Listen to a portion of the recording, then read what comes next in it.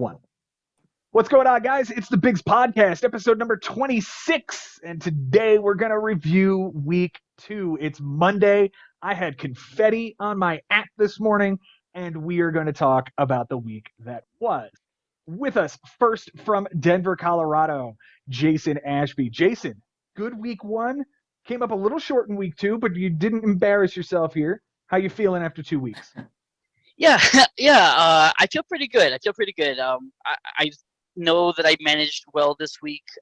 Just some of my guys just didn't perform as well as I was hoping for, but I think overall I'm still happy with this team, and I have high expectations going forward. And a team named to witness protection, as you do when you own Whit Merrifield. Big trade Absolutely. this week for you. We'll cover it at some point. With us as well, from Northern New Jersey, the only Yankee fan that will ever appear on this podcast, and the guy who is starting out the season in the basement after running the gauntlet wire to wire last year in first place.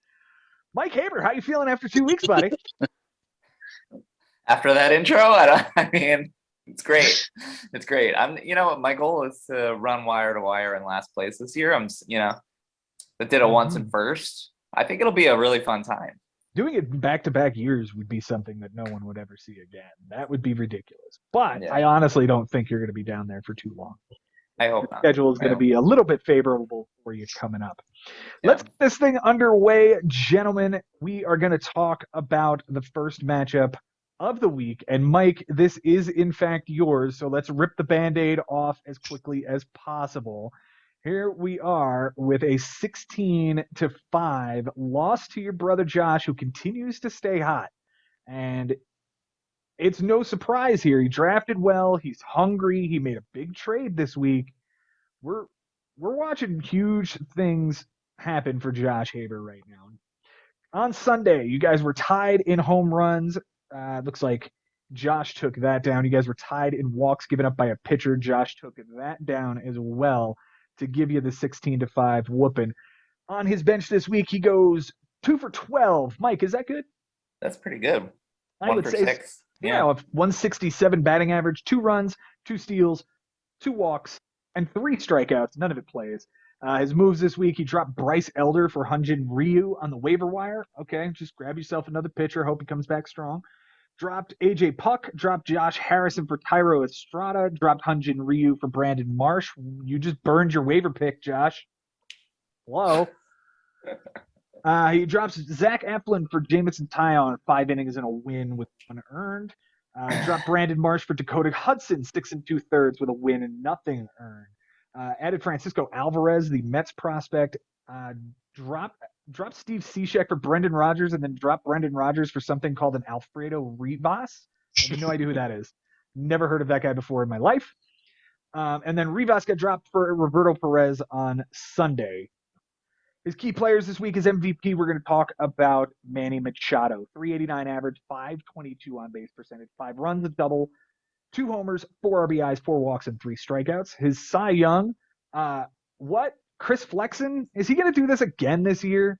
7 innings, a win, a homer, 5 strikeouts, a 1.29 ERA, and an 0.86 whip. His least valuable player, interestingly enough, is Whit Merrifield. 115 average, 148 on base, a run, 2 doubles, a walk, 5 strikeouts. And his Cy Yuck goes to Colin McHugh right here. 2160 and a nice dab on him 420 for the whip over an inning and 2/3. Mike, for you on your bench, congratulations, sir. You have the first offer on your bench. It's 0 for 2 all week. Congratulations. All right. Nailed it. Lots of moves here, though. That you didn't nail. Jose Siri 0 for 3 with an RBI and a strikeout got picked up for Nick Martinez. You dropped Matt Manning for Josh Fleming. When are we ever going to learn?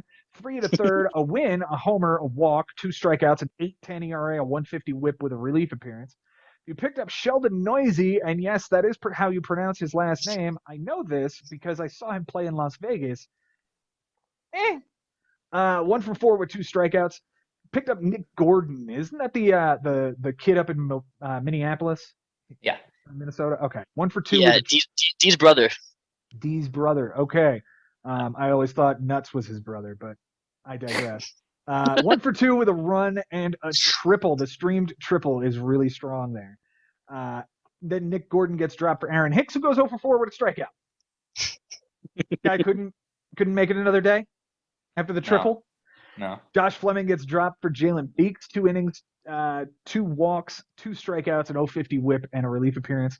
O'Neal Cruz finally gets to say goodbye because it looks like Trevor Bauer is going to be out for a while. And he picked up Drew Smiley, who was good in a couple of starts, but not this particular one. 5 innings, a loss, 2 homers, a 720, and a 140. Brad Miller back on the team. Antonio Senzatella gets picked up, and Jose Suarez gets picked up. I assume those last 2 were just sort of like Hail Mary throws to try to salvage whatever you could from the pitching. Yeah, it was innings, wins, and strikeouts. Yeah. And you got there on the innings and the strikeouts, just not there on the wins. Yeah. Key players this week. Last week, we talked about how bad Julio Rodriguez was. This week, 292 average, 370 on base, 4 runs, 2 doubles, 4 RBIs, 4 steals, 3 walks, yes, 9 strikeouts. But how many guys are going to give you 4 steals in a week? Yeah. Not very many. Yeah. Your Cy Young, we talked about how bad Steven Matz was last week. 5 innings, a win, 2 walks, 6 strikeouts, a 180 ERA, and a 180 whip. The least valuable player, Yasmani Grandal, with his 105 average, 143 on base with a double, 2 RBIs, a walk, and 4 strikeouts. That man is hitting 136, and this is a theme on the team, Mike. We're going to talk about this in a moment. Finally, the Cy Yuck, Antonio Senzatella, really not a good stream here when he goes 5, gives up 5 for a loss, a homer, and 3 strikeouts. Mike Habert, let's start on this side. I think you have 5 guys hitting under 200? At least. Grandal is at 136. Witt. Torkelson is 217, and only recently did he get out of that. Yeah. Witt is hitting 185. He's actually picked it up recently. Julio is 196. Mm-hmm. And okay, Haniger was hitting under 200, and I think Eloy was hitting under 200. 176 for Haniger and a 222 for Eloy. 222. So obviously the offense is ice cold. At what point, though, is there a panic button that needs to be pushed and you need to make a move? Yeah, it's coming soon. But I'd like to assess when I can have Altuve and Haniger back in this lineup. And Eloy's gone for 6 to 8 weeks now. Yeah, Eloy is gone for 6 to 8 weeks. So he's gonna live in my IL with Chris Sale until he can't anymore. And I just gotta kind of fill in the rest here. And whatever I'm doing isn't working right now. So yeah, I gotta make some moves, make some trades. I definitely need another left fielder that hopefully is something that happens down the road shortly at some point soon, maybe, right? No hints. And perhaps. But yeah, like what's the leash on some of these guys? What's the leash with Grandal? I mean, I think Grandal has the longest leash of all of the guys right now because that dude was miserable in the first half last year and was a missile in the second half last year. So I think you have to hang on to him, especially given that you drafted this dude in the 9th round. Like, it's still a top 150 pick. You kind of got to hang on to that guy for at least the first half of the season. Yeah. It's what kind of leash are you giving the rookies? Yeah. It's Bobby Witt, Julio Rodriguez, Spencer Torkelson. Will throw Frank Schwindel in there. He's hitting 241. He's doing, I think, what you can expect from him. Yeah. And the fact that he has outfield eligibility, or he did, he doesn't now. No. Huh. So yeah, he's just kind of platooning with Matt Olson, but that might be a piece you could get rid of. Yeah. And then the pitching staff is what it is. I'm waiting. Wheeler didn't have a spring training, so I'm waiting for him to kind of like warm up and come around. Chris Bassett's been great. Steven Matz is starting to throw a little better. I'm getting Taijuan Walker back this week, and it's all about getting healthy at this point. Yeah. Because you look up and down this roster, and there's a lot of IL guys. Eloy, Altuve, Haniger having COVID, Springs having COVID, Taijuan on the IL. Sale on the 60-day, and Trevor Bauer clogging up your NA spot. It's 7 guys right there. Yeah. Out of a 29-man roster technically. So you're playing with 22 at this point. Yeah. Yeah. As for Josh, I mean, the ball keeps rolling here, and I don't think we've seen, like we talked about last season, how good he was doing and how we had never seen it before. Jason, you've been in this league for a while, and you've competed against this guy. Is this the best we're seeing of him? Off the top of my head, I would have to say so. I mean, this is 2 weeks in a row of just absolute dominance and like just stomping. This offense is scary. The pitching is scary. The manager is scary. That's a trifecta, and we could be looking at something special here. I know it's only 2 weeks in, but this team is good. Vlad Guerrero, Manny Machado, George Springer. If all those guys stay healthy and all those guys have full seasons of 150 games, you're probably looking at one of the best offenses in the league. And then on the pitching side, I don't necessarily like the bullpen, but he's pieced it together nicely. Yeah. Yeah. It's a decent rotation too. Again, it's Charlie Morton and Adam Wainwright at the top with Kyle Gibson. Mike, how do you feel about those three? Well, he just got Freddie Peralta too. That is true. Let's go ahead and talk about that trade, shall we? Let's talk about the trade that just went down between Jason Ashby and Josh Hader. For Josh's side, he ends up getting Freddie Peralta, Camilo Doval, and what was that third piece, Jason? Adam Frazier. Adam Frazier for Dakota Hudson, Whit Merrifield, and Seiya Suzuki. So we'll talk about the trio that you bring back when we're talking about your matchup. But specifically here, I'd like you to talk about why these 3 guys were expendable for you and what Josh is bringing on board here. Yeah. It was tough to deal Doval, especially because he seemed to be a more steady source of saves than I had anticipated. But I know my offense needed some help. So I know we'll get to what I got later on, but That's why I felt like I was able to part with that. Peralta, I love Freddie Peralta, but you and I have talked off air about this, that I got him earlier than I would have wanted to get him. It was a case of if I didn't get him now, I wouldn't have gotten him. Right. And so I took him in the third round. I really wanted him more in the 4th or 5th round. Mm-hmm. So I felt like my starting pitching was deep enough where I could deal from that and improve my offense. So, and Adam Frazier is obviously a no doubt inclusion if you're getting Whit back to play second, right? Exactly. Yeah. Okay. All right. Well, as for the pieces that Josh is getting back, I think he does certainly land the ace that he was looking for in Freddie Peralta. And now that top 4 of Freddie Peralta, Adam Wainwright, Kyle Gibson, and who's the other old guy? Oh, Charlie Morton. That's pretty impressive though. Not gonna lie. Yeah, it's scary. Mm-hmm. Mm-hmm. I think Josh is in line for a great run here. He's the only guy who still has single-digit losses, for whatever that's worth. We're 2 weeks in, and the man has won 30 of 46 potential categories. Yep. That's a good impressive. Win. That's a good win. Yeah. Let's move on here. We'll move on to the next matchup. That's going to be our esteemed commissioner, Ben Nissman, taking on Chris Levy. Close categories this week on Sunday. Wins. Let me get the screen up here. What am I doing, guys? Gotta get the screen up so that you can follow along. Here we go. 15-5 is the final here. On Sunday, Christian was up by a run, and Ben ends up flipping that category by doing this. McGill and Kershaw, both with wins on Sunday, a 2.30 ERA, an 0.96 whip, 14 strikeouts, and 15 2/3 innings.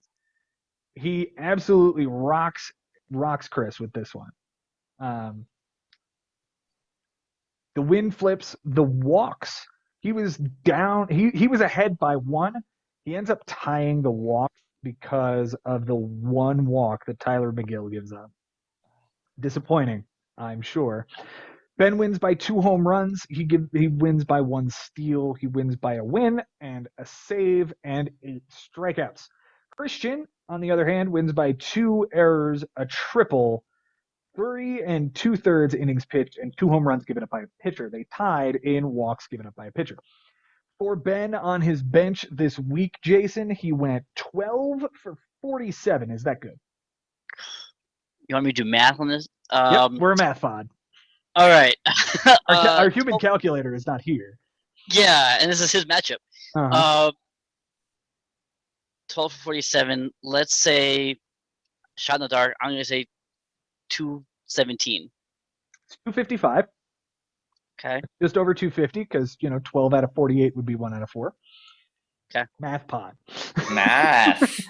8 runs, 3 doubles, a triple, 4 RBIs, a steal, 4 walks, and 6 strikeouts. The only thing that really plays here is the triple. It would have tied that category. It was on Tuesday. It was J.P. Crawford on the bench. Kind of disappointing that he would bench that guy for Jose Iglesias. Yeah. Okay. I didn't really understand that move either.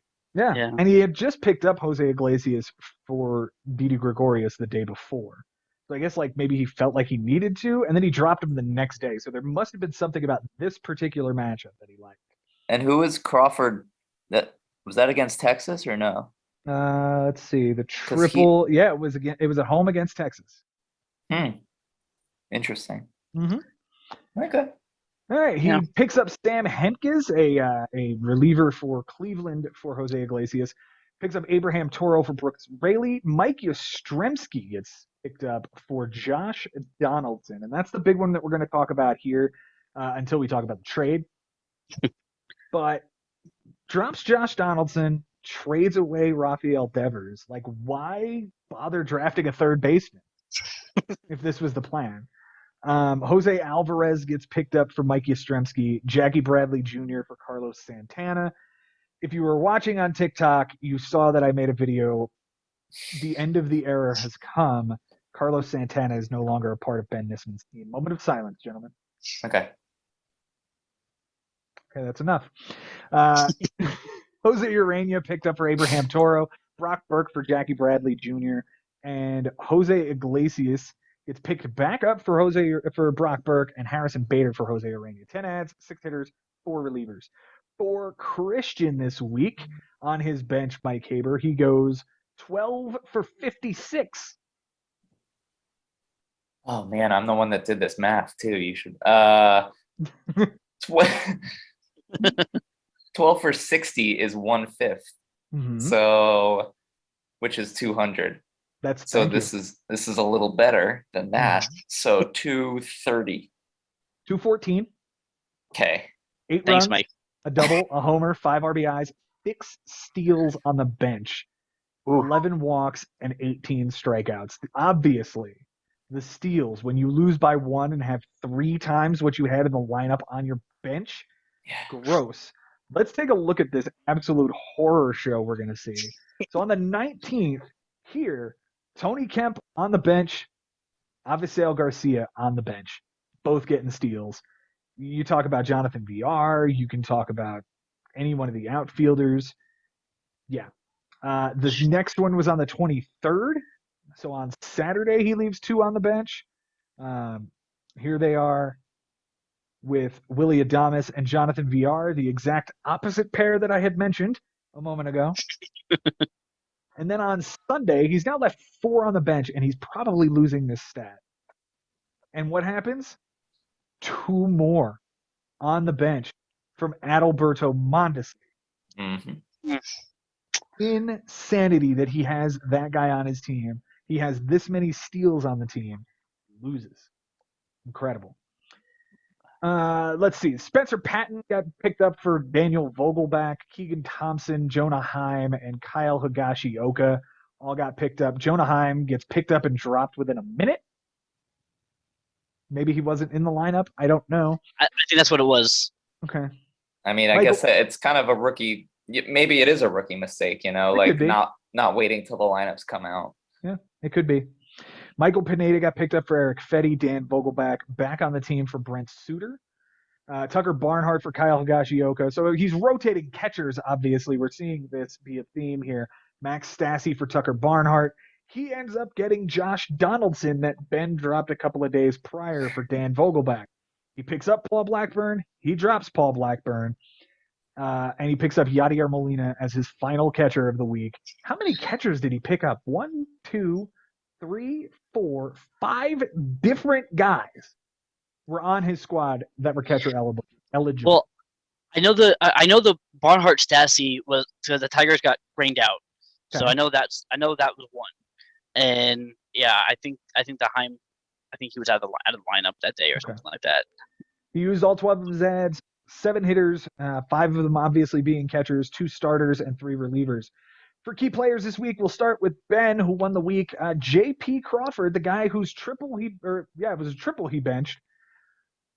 7 for 19, which ends up being a nice, solid 368 batting average. Where the hell is he? He's starting. Starting shorts. Here we go. Oh, that's why. We've got one day. All right. There we go. 368 average, 458 on base percentage, 3 runs, a double, 2 homers, 7 RBIs, 4 walks, 3 strikeouts. 3 errors is ugly when he loses the week. That's probably why he was hanging on to him or keeping him on the bench late in the week. Cy Young, Max Scherzer, 7 innings, a win, 3 walks, 10 strikeouts, a 1.29 ERA, 0.57 WHIP. His least valuable player, Jesse Winker, 111 average, 261 on base, 3 runs, 2 RBIs, 4 walks, and 4 strikeouts. And finally, Ben pitched to a 2.82 ERA, so it's hard to find a Cy Yuck, but I guess it's Brooks Raley here. 27 ERA, that's like, what, 2 earned over 2/3 of an inning? Yeah. Okay, sure.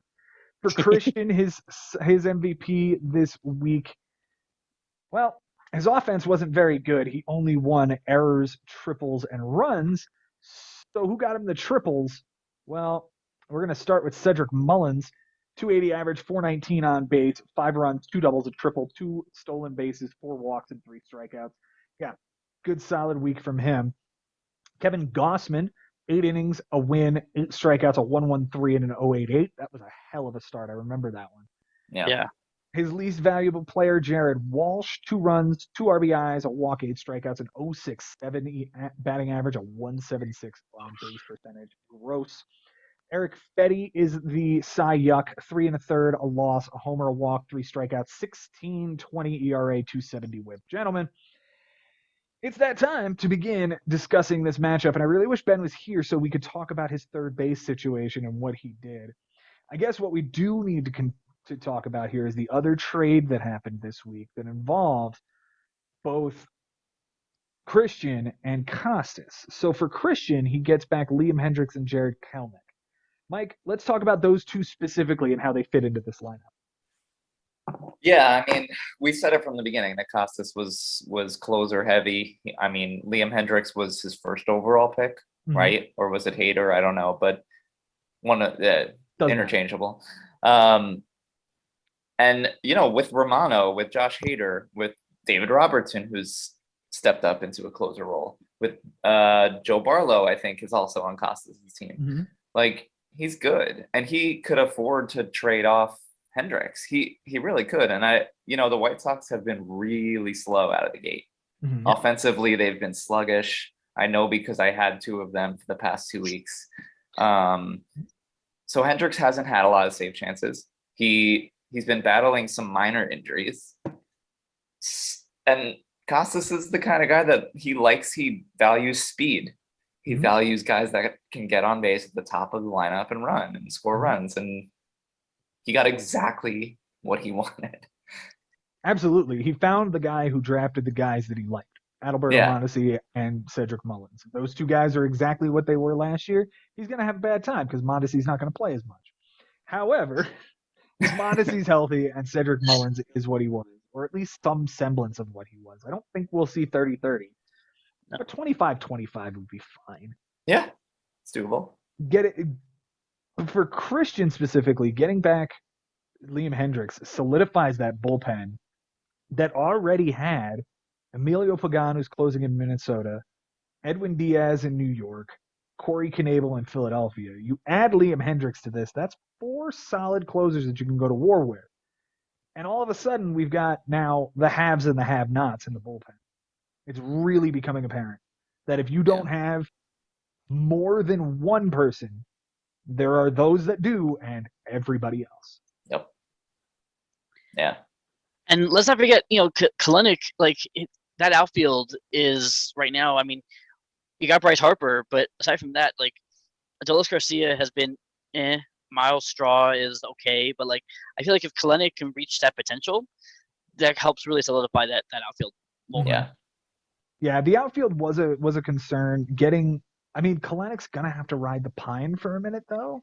It's not like you can plug this dude right into the lineup. He's hitting what, 150? Right. You're not gonna put that anchor in the middle of this lineup. Yeah. I like the versatility he has. Bryce Harper's obviously the right fielder every day, but everything else appears to be at least fluid. But the problem we've seen with that in the past, like we've talked about, is you have a lot of decisions to make. And today, Taylor Ward is the guy who's riding his pine, who is facing Shane Bieber. It's a smart bench, but if he goes off, you're just sort of left. Yeah. Now, here's what I find interesting with Christian. He had a big week 1. Very, very big week 1, putting down Jimmy Dunlap, who we're going to talk about here momentarily. He comes back this week and gets dump trucked by Ben. So where do we see this rookie after 2 weeks, guys?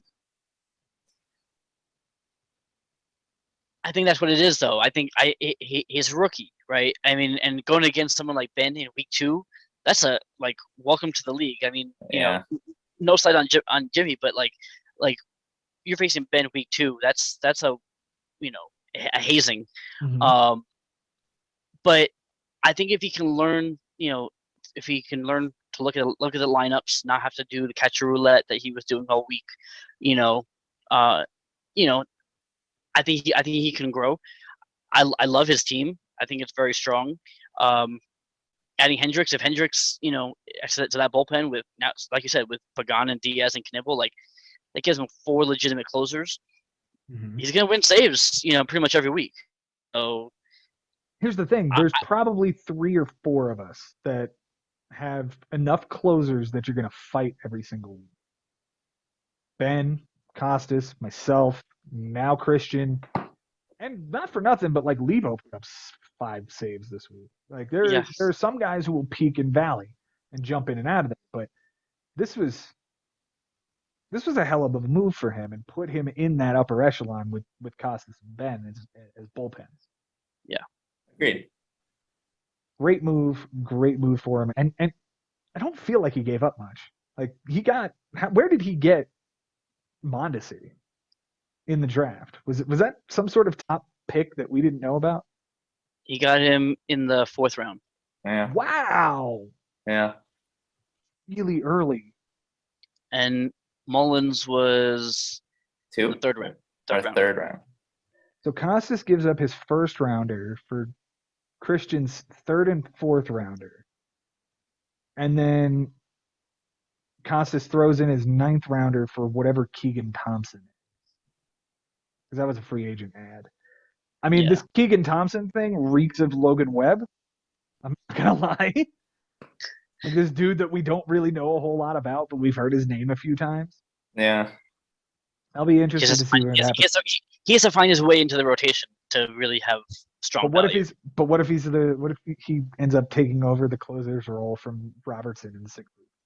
Or that. Right. All right, let us move on here to the next matchup. And gentlemen, death, taxes, and Joe Schubert being in the top 5 of the league. Here we go again, boys. 15-6 whooping I just put on Brian Lebo. On Sunday, I flipped runs, and that was the only thing that changed. 15-6 is the final. Close categories. I won by that run. I won by 2 errors, and I won by a save. There's the 5 that I mentioned a moment ago. Brian wins by 2 triples and 3 wins. We did not tie in anything. For me on my bench, well, Jason, you did the math on this. So, Mike, I went 2 for 19. 114. 105. Okay.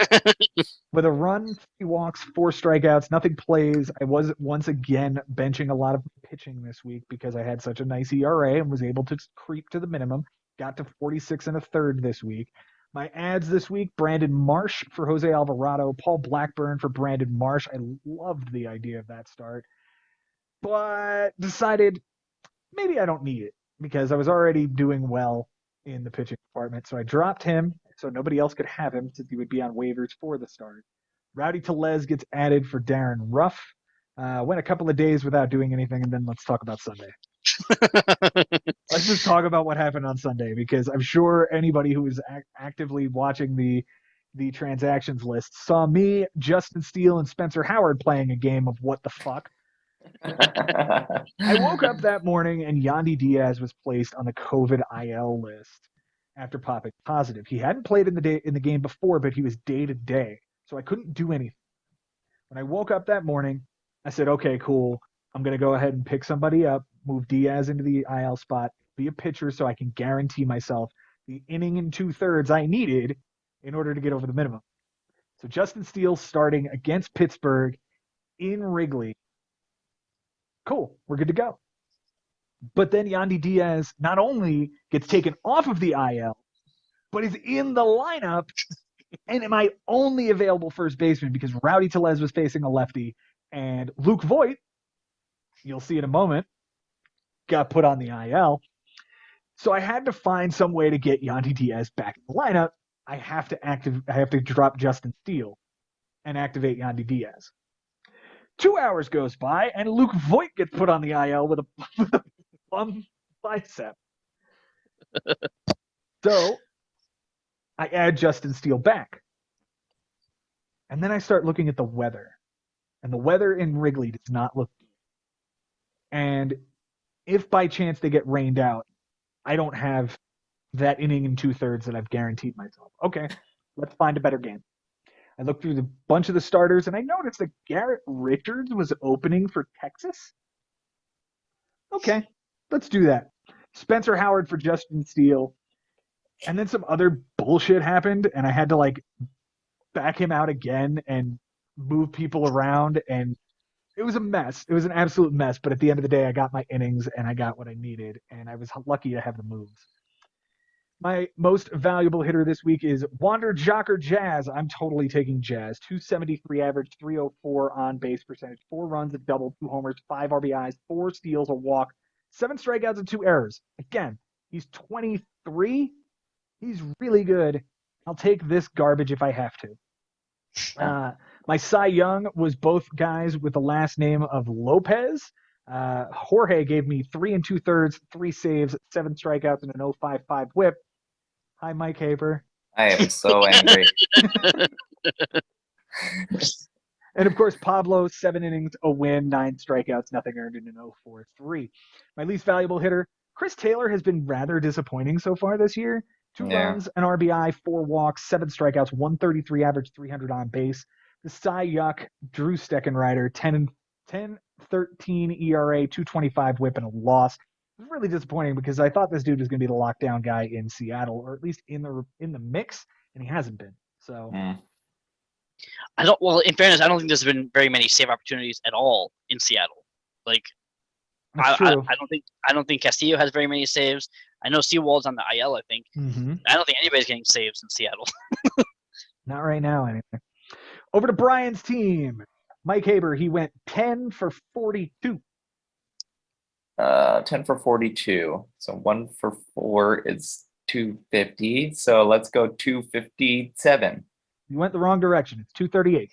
238. Damn it. Teacher. Damn it. 5 runs, 4 walks, and 8 strikeouts. The 5 runs rather, does in fact flip that category very easily. The walks, you would have to be perfect in order to tie that category.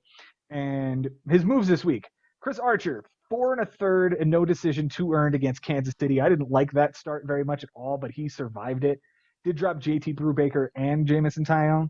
Jake Odorizzi was awful, 3 earned runs over 2/3 of an inning. Jake Rogers was bad, 4 1/3, a loss, 4 earned, 3 homers. He added Brett Martin and Matt Bush, a bunch of bullpen arms for Archer, Familia, and Odorizzi. Added Bruce Zimmerman. Who in the fuck does Bruce Zimmerman think he is? What? I'm watching this game like, okay, Trout's going to take him yard, and then Otani's going to take a dump on his chest, and then like, a bunch of other weird things are going to happen. But Bruce Zimmerman's He going beat the to Yankees last week too. Dude, who is this guy, and what is he doing, and who does he think he is? 6 innings, a win, 3 earned, a homer, a walk, 6 strikeouts in Anaheim. He adds Phil Bickford and Amir Garrett for the reliever rotation. Then does Tyler Kinley? What is that? I feel like Pretty that's good. Colorado. I feel like that's Colorado. It is. Nice. And Cole Irvin, Nick Whitgren, and Spencer Patton. And the last ad was Spencer Patton, and I know he was chasing relief appearances because he thought that I was going to have a problem trying to beat him in that category on that day. And then Spencer Patton hit the IL like an hour after he picked him up. So, and he was out of moves at that point. And that was all bad, yeah. And it was just fun watching it because like after your ordeal with Spencer Howard, then he has an ordeal with Spencer Patton. I'm like, you all should just swear off Spencer's from now on. Nice. What a crazy Sunday. Brian's MVP and most valuable hitter this week, Cody Bellinger. How about you showing up for a change? 267, wrong one.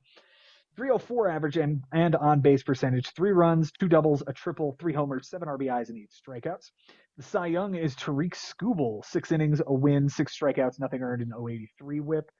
Rafael Devers is the least valuable hitter this week, 133 and a 161, 3 runs, a double, a homer, an RBI, walking 7 strikeouts. Finally, the Cy Young.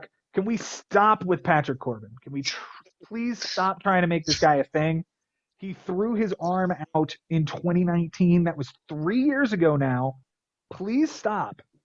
An inning and 2/3, a loss, a homer, 3 walks, 4 strikeouts, 37.80 ERA, and a 6 whip on the season. He's got an 11.20 ERA. Can we please stop with this guy? He's going to get streamed. Someone else is going to pick him up. Just stop it. Guys, what did you see? I just want to comment on the strikeout totals real quick because I thought I had a lot of strikeouts this week, and I was like, "There's no way anyone has more than me." And then I look at Brian Lebo's strikeout totals, and it's scary. 59. Mm-hmm. Mm-hmm. Yeah. And once again, we're talking about a week where Bo Bichette put up 9, Cody Bellinger put up 8, CJ Cron put up 8, Franmil Reyes put up 6. Yeah. Not good. Yeah. And Devers had 7. Yeah, and Varsho had 7. Yeah, this is a bad hole in the middle of his lineup. Yeah. And yeah, I mean, I was watching this matchup, and and I, and we'll talk about it, but I know how much the two of you both wanted to win this one, and so it was, you can kind of tell even just from watching the ads, especially on Sunday. It was fun to watch, and ultimately your guys just did their thing and came out on top. I'm pulling up the text messages from Lebo, and just on Sunday we were talking so much. And granted, he was at his son's last home game for his senior year of high school. So congratulations to young Mr. Lebo on a successful high school career. That being said, he picks up he even texts me, pick up a reliever, and he goes on the IL. No lives left. This day can eat ass. Let's see. And then he texted me this morning, and I took a screenshot of the confetti that comes on the app, and I sent it to him. I was like, it must be Monday. I have confetti on my app now. Seriously though, Brian has been a hell of a competitor, and this week is not indicative of what he normally puts forward. It was a bad week for him. I am very concerned about the strikeouts that exist on this team. He's 0 for 6 already today, and he's got a strikeout. Like, I I don't necessarily. The offense can work. There's just too many strikeouts. Yeah. And I will say for his pitching, aside from the 27 walks to your 7, so the walks, the walks and the whip. I mean, your .78 whip can go take a hike, but the pitching wasn't all that bad, and that was without Giolito, who's now back. Mm-hmm. So like, there's light there for Lebo, if he can get those strikeouts in order on the offense side. I want to show you guys something real quick. Every Sunday, or like every once a month on Bigs Live, we're gonna go over the leaders in the certain categories that we did last year. We're through 2 weeks. That's an 0.87 whip, boys. That's a 1.95 ERA and an 0.87 whip through 2 weeks. Damn. Oh, look at my team at the bottom. Yeah, 1.42 whip. Nice. Oh, I'm also pacing the field in relief appearances by quite a few. I love this team.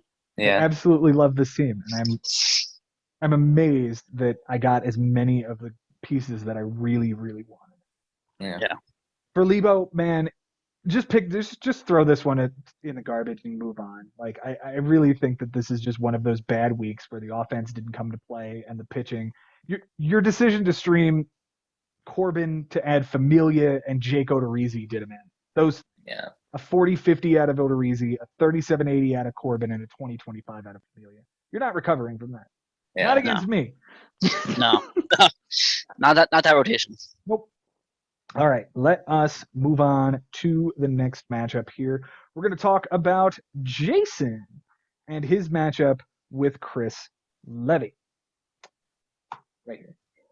And Chris takes down an 11-9 win on you, Jason, but this was a lot worse during the week. I remember this being rather one-sided for a while. All that being said, you flipped runs on Sunday. You took home runs that was tied. You took RBIs that was his, and he took on-base percentage from you. Close categories. Chris wins by the 3 doubles. He wins by 4 walks given up by a pitch. Wow, that's not even close. How about just 4 walks? That's what I'm actually looking at. 0.13 on the on-base percentage, and a win and a relief. Jason, you won by those 3 runs we mentioned, the 2 home runs we mentioned, the 2 RBIs we mentioned, the steal, an error, and less than 1 tick on the batting average, sir. That is ridiculous. Yeah. You also got 2 more saves. You guys tied in triples with 0 on Chris's bench this week. Well, since Mike did this, Jason, he went 4 for 21. That's 1 for 5, so like a 203. You went in the wrong direction. 190. Okay. 3 runs, a double, 4 walks, and 7 strikeouts. The 3 runs would have tied it, but he would have had to be perfect. Ahmed Rosario was on the bench a lot this week, Mike. Is that what you saw? Yeah, I think he was having a tough time getting him in the lineup, but he kept kind of producing on the bench for him. Yeah. Bunch of runs, which I think, came from Rosario. A few doubles. Mm-hmm. Yeah, there was a double and 3 runs, it looks like, from that guy alone. I'll take that guy if he can't find a spot for him. There you go. I mean, he burned a waiver claim on him. Yeah, true. So you got to find a way to get that guy in. Yeah. His moves this week, he added Rowdy Tellez, and I was very disappointed that he did that. And then I started thinking to myself, oh wait, he's got Goldschmidt and Cronenworth. This is just a day thing. He'll be back on the wire the next day. Sure shit, there he was for Jordan Hicks. Nolan Gorman gets picked up, and then the only other move is dropping C.J. Abrams for Nick Solak at the end of the week. So only 4 moves, 3 hitters, and a starting pitcher. Jason, on your bench this week, sir, you went 8 for 28. Oof. Let's say a 260. 286. That's ballpark. Okay. 3 runs, a double, a homer, an RBI, a steal, a walk, and 5 strikeouts. None of it plays, except for the hits, but you won the batting average category anyway. One of those hits that Chris left could have flipped that category. So be thankful. Your moves this week. Dropped Will Crow and Ha-Seong Kim for Cole Irvin and Hunter Dozier. Dropped Cole Irvin the next day for Jordan Lyles. I would have thought you would have hung on to that guy a little bit longer. Jordan Lyles then for Raimel Tapia, Rafael Montero for Tyler Wells. He's going to Mike Haber's deep sleeper that let him down from a week. He dropped him the next day for Reed Detmers, dropped Dustin May for Nick Gordon, dropped Reed Detmers for Trevor Williams, dropped Zach Collins for Jorge Alfaro. We're playing catcher roulette our way. Nick Gordon for Brandon Marsh, Jorge Alfaro for Jerry's Familia, Trevor Williams for Tanner Scott. 12 ads, 5 pitchers, 2 relievers, and 5 hitters. Key players, and then we'll talk about this one for Chris this week. We're going to start with Alex Bregman. 381 on average, 480 on base, 3 runs, 3 doubles, a homer, 5 RBIs, 4 walks, and 4 strikeouts.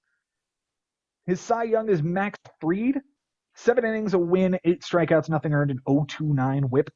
His least valuable player, Ketel Marte, 115 average, 148 on base, 2 runs, 2 doubles, 2 RBIs, a walk, 9 strikeouts, and 2 errors. Gross. Yeah. The Cy Yuck, my friend Anthony DeSclafani, 5 innings, a loss, 2 homers, a walk, 4 strikeouts, a 9 ERA, a 2 whip, and a trip to the IL. Yeah. I'm actually really glad I didn't get him this year. He was one of the guys I was disappointed I didn't get. Jason, on your side, care to guess who your MVP of the week is? Gosh, I love me my Randall Grichuk, but It is Randall Grichuk. yeah, okay. 474 average, 476 on base, 4 runs, 2 doubles, a homer, 6 RBIs, 1 walk, 4 strikeouts. Very nice. Your Cy Young, who is it? Gosh, I got Garrett Willock, right? Yes, it is. Yeah. Yes, it is. 5 innings, a save, 7 strikeouts, nothing earned, an 0.20 whip. What a weapon, dude. Yeah. What a really good weapon. Yeah. God damn. But I still want him to be. You want him to be the closer? Yeah. What if he's the number 2 behind Sale? I mean, sure, but I already have. I feel okay in my rotation, but I'd like to have another bullpen arm in there. All right. Well, I'll take him then. I'll take him off your hands. Oh, no. Yeah, I'll totally trade for him too. You can have Steckenrider. You can have second rider. Who is your least valuable player this week, Jason? Probably for the season, Corey Seager. 167 average, 192 on base this week, a run, an RBI, a walk, and 4 strikeouts on the season. 241 average, a homer, and 8 RBIs. I don't know. Didn't he have a decent week 1 against me, Jason? Or no? He might have. We'll take a look here in a moment. The Cy Yuck. Who was it, Jason? Pick a number of the. I mean, I'm gonna go with Framber Valdez just because he's my ace. But like, nailed it. there was 4 and a third, a guys. loss, 4 walks, 3 strikeouts, 12.46 ERA, 2.7. Gross. Yeah. Gross. Yeah. Let's get this one underway here. So, Jason, after 2 weeks, you get a big win and you stave off a big loss. Okay, so we're back now. The reason we put that face up and we all just made those faces because we have a 4th guest joining us, and he's not just any guest. This is our commissioner. This is the reigning, defending, undisputed world heavyweight bigs champion, a 3-time champion, Ben Nisman. Ben, how you feeling?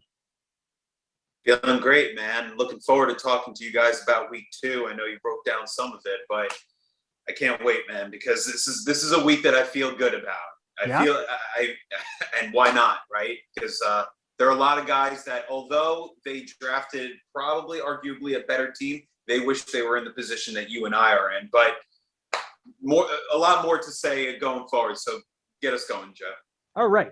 We just finished talking about the stats for Jason's matchup with Chris Levy, and let's just finish that off here. Let's begin here with Jason, trade that you made, and let's hear your your thoughts on what you received.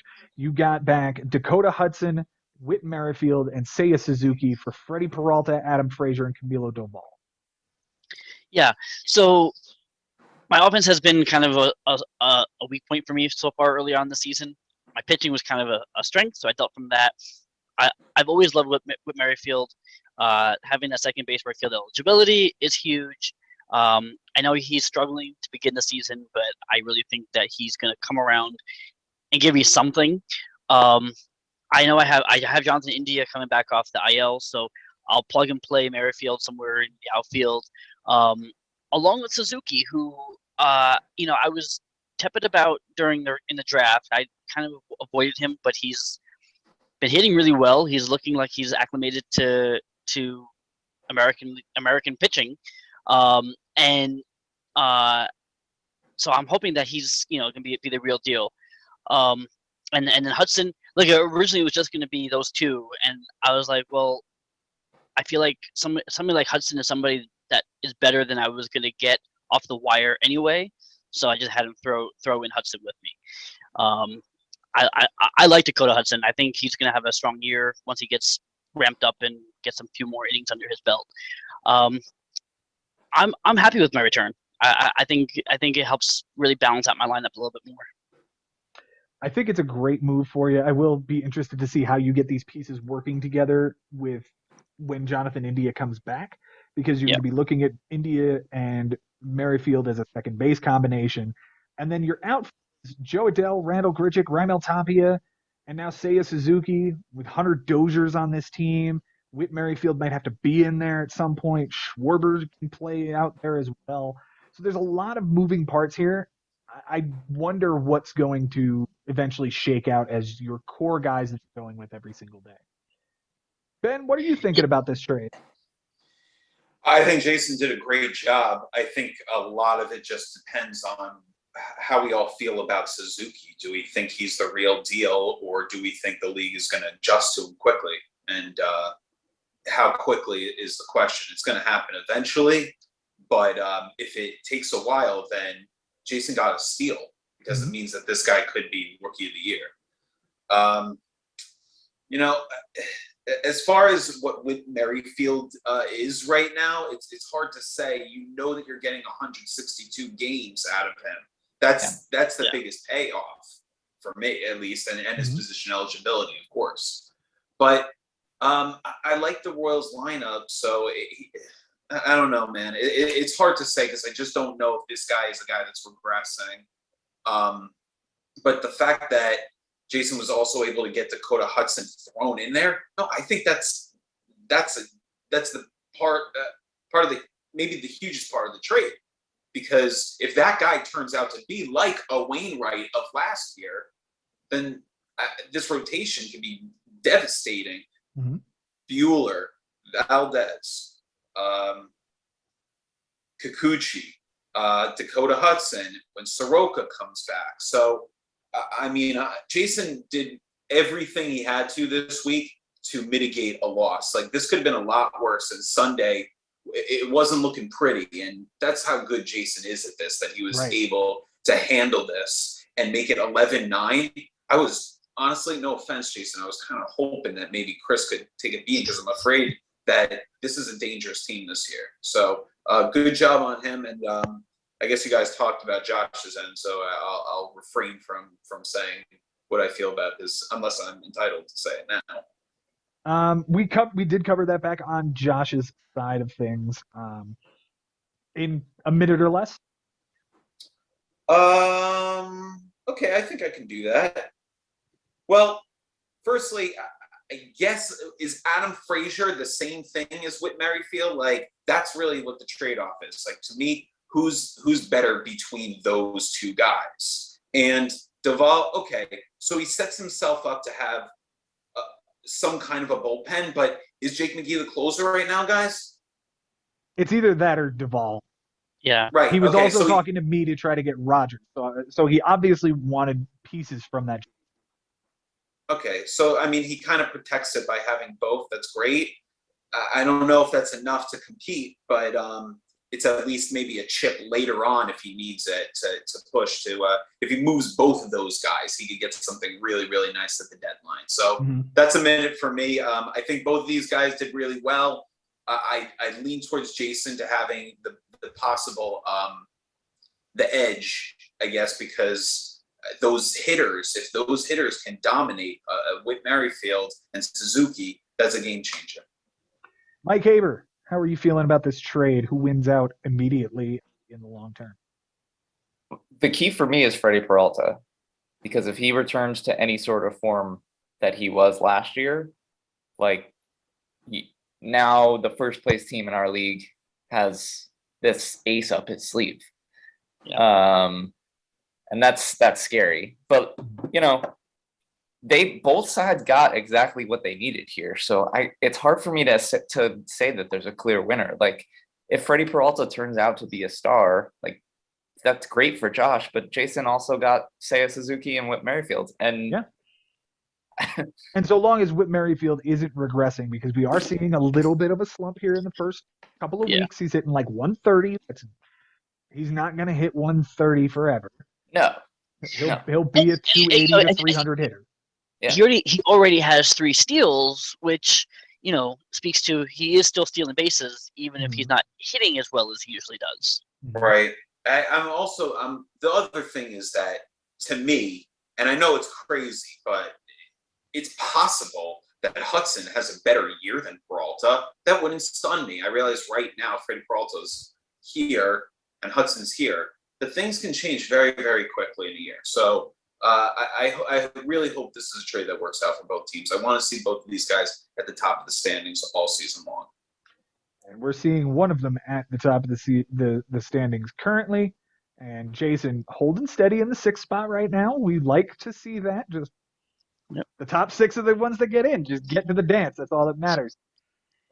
Let us move on to the next matchup here. And this is one I have looked forward to talking about all week.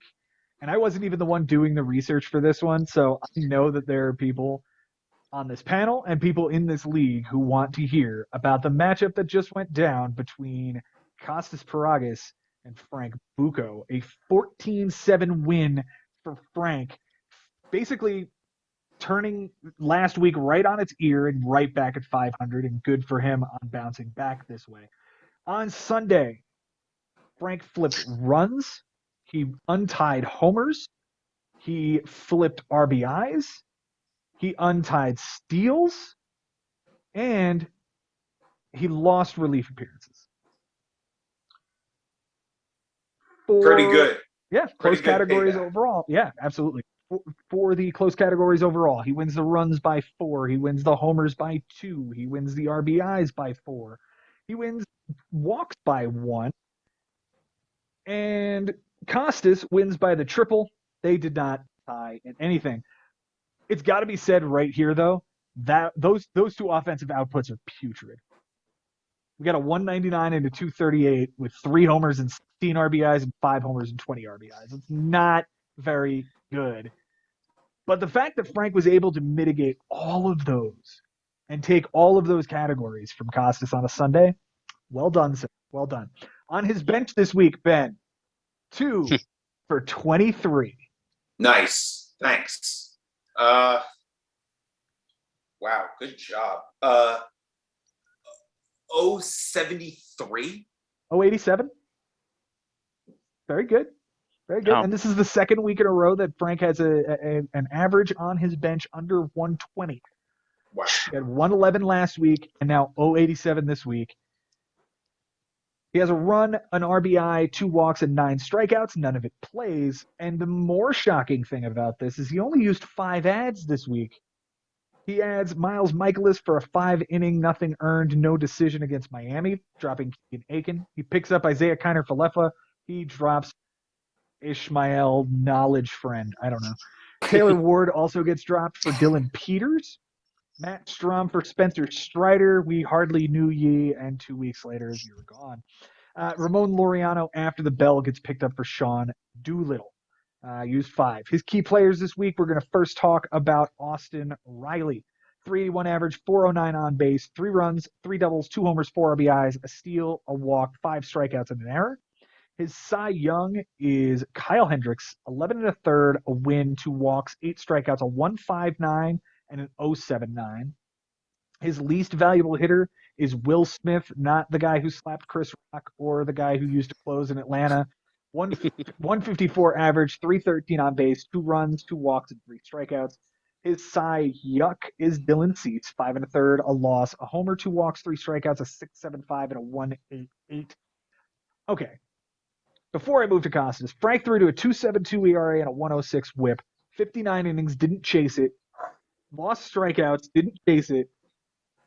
He used 5 moves and he has made 0 trades in 2 weeks.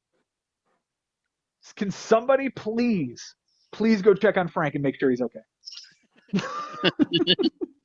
I'm concerned about invasion of the body snatchers. And 5 ads, and one of them was for a guy who's suspended for another 2 weeks, and it was after the bell. Like, so really it was 4 ads for the week. Wow. Yeah. Like, yeah. Kudos. I mean, Costas. Oh, go ahead. No, I was just gonna say, like, I think that Frank also is getting wiser at like assessing the matchup and doing what he needs to do, not going like above and beyond with ads for no reason. Like, he was looking at Costas's offensive output this week and saying, I don't really need to do that much. Like, this dude drafted a bunch of closers. I'm gonna lose saves. I'm probably gonna lose. He was close in relief appearances too. He had it going into Sunday. He had it going into Sunday. It's crazy. Yeah. It's really impressive. It was. It was a great week. For Costas on his bench, Ben, he goes 3 for 18. 1 for 6, 200, 180, 167. With an RBI, 4 walks, and a strikeout. The 4 walks do, in fact, flip that category as he lost it by 1. And the easy play here is on the 23rd, I'm seeing. It looks like he picked up Seth Beer, who has 3 walks chilling out here.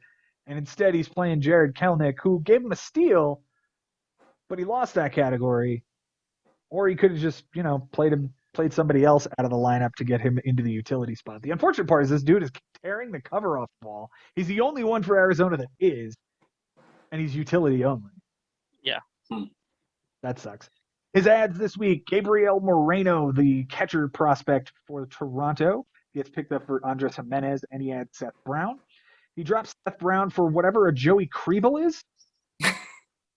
No clue. Nope. Drops Waskari Noah, his 15th round draft pick for Justin Steele, the guy I had fun with on Sunday. That sounds dirty, and I don't care. He drops Jake Fraley for Tyler Anderson. He drops Justin Steele for Dallas Keuchel, who was awful. An inning and 8 earned runs. Wow. Yikes. Yeah. He drops Dallas Keuchel for Seth Beer that we talked about. He drops whatever Joey Kriebel is to pick up O'Neal Cruz, which is interesting because he just picked up another prospect that's NA eligible. Does drop Dylan Tate for Tim Meza, who gets a win. John Gray gets dropped for Trent Thornton. Kyle Farmer gets dropped for Trevor Richards. And O'Neal Cruz gets dropped for the JT Brubaker returns. Is this going to be the guy? Is this going to be the dude that Costas has like 18 times this season? JT Brubaker? His key players this week, most valuable hitter will be Nathaniel Lowe, 400 with a 429, 2 runs, a double, a homer, 3 RBIs, a walk, 4 strikeouts, and an error. The Cy Young goes to Zach Plesac, 6 2/3, a win, a walk, 3 strikeouts, a 1.35, and a 20. The least valuable hitter is Chris Bryant, 158 with a 238, 3 runs, a walk, and 5 strikeouts. And the Cy Young, I mean, when you talk that much about a dude who gave up 8 earned runs in 1 inning. It's a 63 ERA and 11 WHIP over 1 inning, a homer and a walk. And not for nothing, Costas pitched to a 4.14 with that on his roster. Like, more power to him. Can we file the Dallas Keuchel in the same bin as Patrick Corbin? Like, are we done with Dallas Keuchel? I'll never be done with Dallas Keuchel, man. What he did as my waiver claim in the finals against Costas, that 5-inning win, I will never forget that, dude. Well, Dallas Keuchel appreciates that, Ben. Mm-hmm. Yeah, I'm sure. More than his World Series championship, that's arguably a cheated championship, and his Cy Young. Yeah. No, Yeah. appreciates I had him on that appreciates Cy this the Young year, most. by the way. That was this guy. With him on that Oh, Cy Young really? year. Wow. That was 2015. Yep. Right? That was a championship. Yep. I got to the finals against Donato. And lost, so I had to go back to back. Yeah. So I had a rotation that was sick. You're 4-2 in finals, though. You take that. Mm-hmm. I will take that. Guys, Costas has put together an interesting team here, and we just keep seeing more and more things that are happening that I can't wrap my head around. Why is O'Neal Cruz getting added midweek after you started the week with your NA stash? Can anybody explain that to me? And then you drop him. Yeah. He dropped him, what, today? Yesterday. Huh. Oh, yeah, for Brubaker. Yeah, it was his last move was dropping Cruz for Brubaker. Yeah, it's just bizarre. It's just bizarre. It seems erratic. And I'll say, we were discussing trades, and he was offering me Cruz in trade talks, and I already have my NA spot filled, and I said no, and so he went and dropped him. Yeah. We do have to talk about the other side of the trade that he made. Mike Haber, what do you think of his return here? Cedric Mullins, Adalberto Mondesi, Keegan Thompson, giving up Liam Hendricks and Jared Kelnick. Listen, he was trading from a position of strength, and when you have the best bullpen in the league, no offense, Ben, but when you draft the best bullpen in the league, you can deal a piece like Liam Hendricks and get back pretty much whatever you wanted, and Costas knew he could do that. I'm not sure if that was his plan all along, his master plan, like going into the draft. If it was, I think it's kind of brilliant. But either way, like Cedric Mullins and Adalberto Mondesi scares me. Mm-hmm. That it's a scary player because you could be getting absolute garbage. He's hitting 125 so far this year. Yeah. But Mullins is exactly the kind of player that Costas likes and desires on his team. So I give him credit for finally nailing that guy down in week 2. So Ben, as somebody who owned Liam Hendricks last year, took him as one of the top closers off the board, would you do a deal like this? Well, would I do it if I was Costas with the team that he's constructed? Yes. Yes, absolutely. Okay. I think he did great in this deal. Now, Mike Haber said it all, because if Mondesi is terrible, like it makes the thing look a lot more fair. Because Jared Kelenic to me could be a complete bust. He could be nothing. He could be absolutely a streamer, and Christian believes in him because he was given an option of different outfielders, and that's the one he wanted. And it could have been on that. Wow. That's that cannot be unknown now that I said it. But last time Costas tells me anything. I gotta look at his team now. Hold on. Yeah, I do too. So if we're to assume that he was giving an option of outfielders, one has to assume Dylan Carlson was also an option here, because I feel like that's the guy who was. Sorry, I said O'Neal. I get them confused. Yeah. It is Carlson. I didn't even need to say that. I'm sorry, Costas. So, all right. So he trades off Liam Hendricks, arguably best closer in baseball, definitively top 3, and what might be a bust. Get a 30-30 guy from last year on the worst team in baseball. Right. A guy he owned last year and got 38 games out of, and whatever the fuck Keegan Thompson is. Mm-hmm. Yeah, you're right. And on the other side, now Liam Hendricks is probably fine. Yeah. And if he is, Christian does have a nice little free-headed monster there with Diaz and Knable. Yeah, and Hendricks. And now he can compete and with Pagan. A lot of teams. He's got Emilio Pagan in Minnesota. Right. Mm-hmm. I was discussing with these guys that there are definitely the haves and the have-nots in the bullpen this year. There are those like you and me and Costas and now Christian. And then there's everybody else Jason, who's got you like could have Jason in that Sure. group, right? Sure. Anybody who has more than 2 is a have. We are spending a lot of time talking about Costas here. Let's give Frank some fucking praise here. This is the best we talked about last week, it being the best we saw him manage, and he kind of got the doors blown off him. Now he turns around and does the exact same thing to a team that I would imagine coming away from this matchup, feels like he's superior then. He absolutely blew the doors off of Costas, took down 1, 2, 3, 4 categories on Sunday, used 5 moves, and had an 087 average on his bench. What else can you do? Very Who is impressive. this man? Who is this man? He's a more developed fantasy owner. That's what we're seeing. We're just saying, look, 2019 was the trial run. 2020, that was his momentum and him believing that he could do this. 21, he regressed, but humbled in such a way and understanding more and more of the game.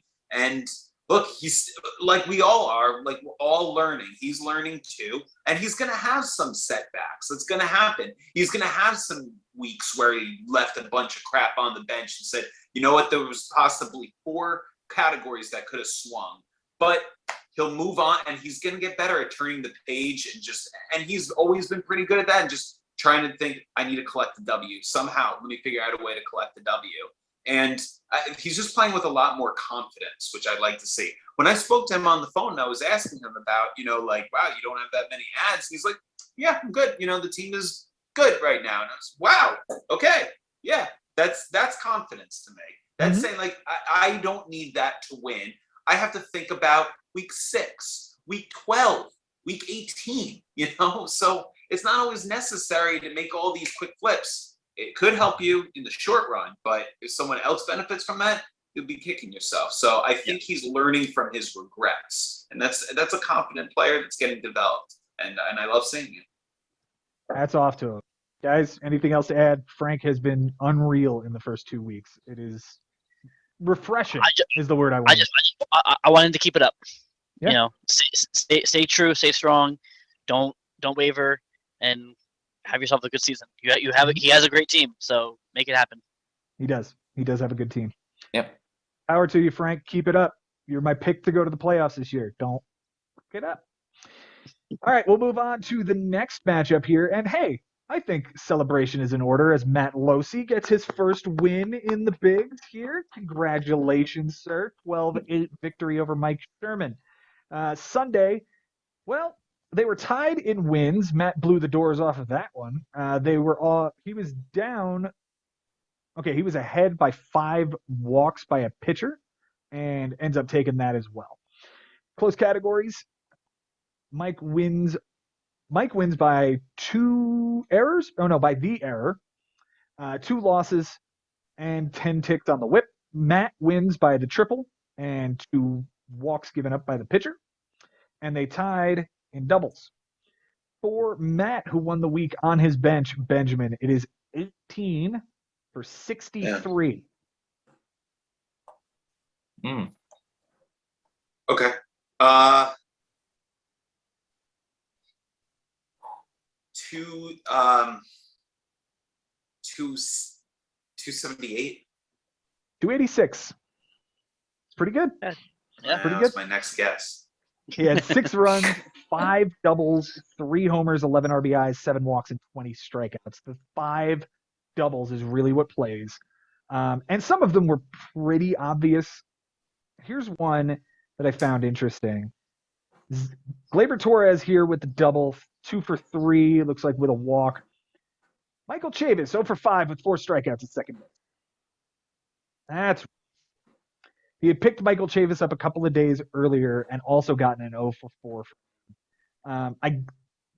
I hate to call you out on this, Matt, but that feels like you liked this guy when he was in Boston, and this is a familiar name. Call him out. Sorry. You know what? But the thing is, you have to call me out too, because the thing is, I liked him. I've been watching him, and I couldn't pull the trigger yet. But when he took him, I was like, oh, okay. But The only thing he got out of this guy, he added him here for this 0 for 4. He then gets the homer here, and then an 0 for 4, and then the 0 for 5 with 4 strikeouts. Like, he had that strong series against Washington. It was looking pretty good with him, but it's hard to trust anybody on that Pirates team. I don't like it.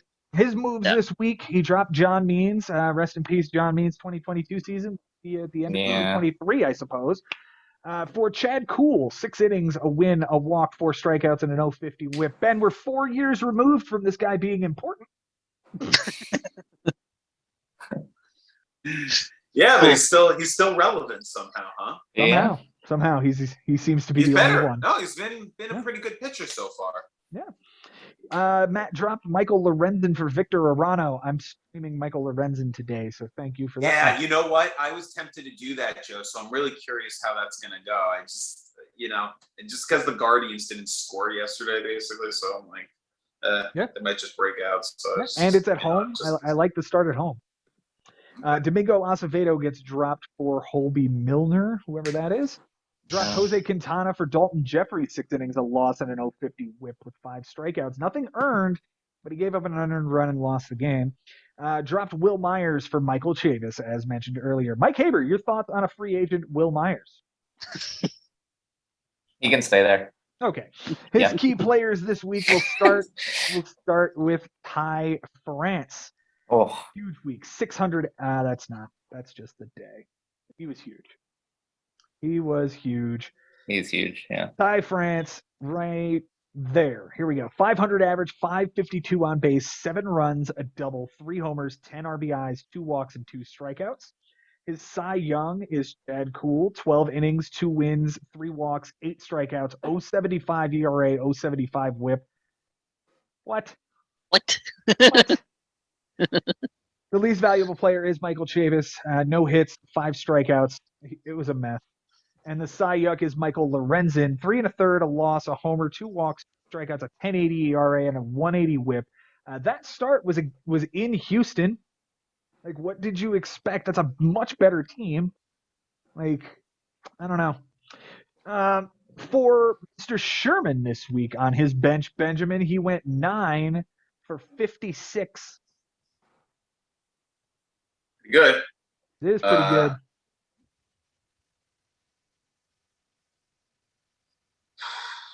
111. 161. You got 2 of the 3 numbers right. Nice. He had 5 runs, 2 doubles, a homer, 4 RBIs, 4 steals, a walk, and 16 strikeouts. The double is the only things that play. One of them was on Sunday. And Jorge Mateo is an interesting player. Here's the double. He also had a steal and 2 strikeouts.